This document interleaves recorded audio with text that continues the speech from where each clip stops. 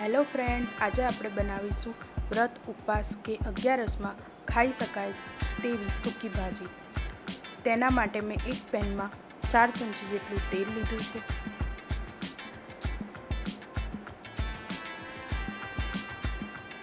તેની અંદર અડધી ચમચી જેટલી હિંગ નાખી છે।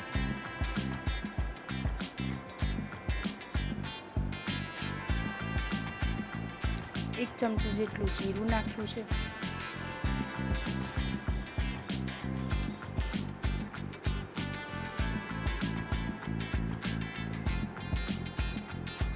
અને અહીંયા મેં 6 થી 7 બટાકાને બાફીને તેની છાલ કાઢીને અને તેને કટ કરી લીધા છે। હવે તેની અંદર નાખીશું।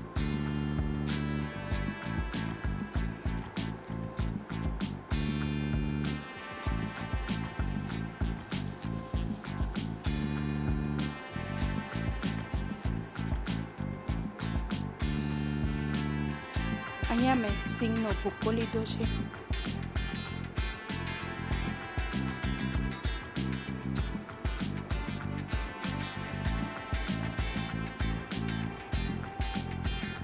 અડધી ચમચી જેટલું લાલ મરચું પાવડર નાખીશું।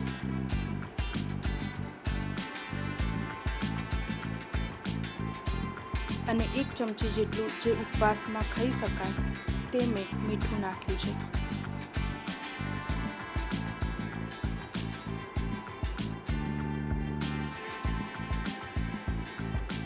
અને હવે આ બધાને આપણે મિક્સ કરી લઈશું।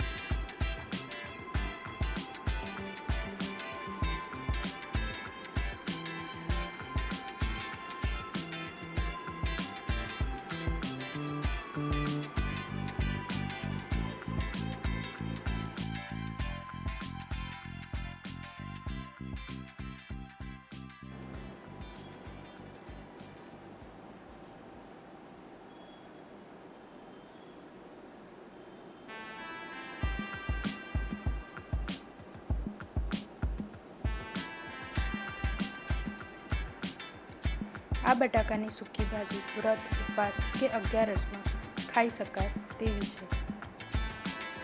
હવે આને આપણે ઢાંકીને 2 મિનિટ સુધી થવા દઈશું। 2 મિનિટ થઈ ગઈ છે।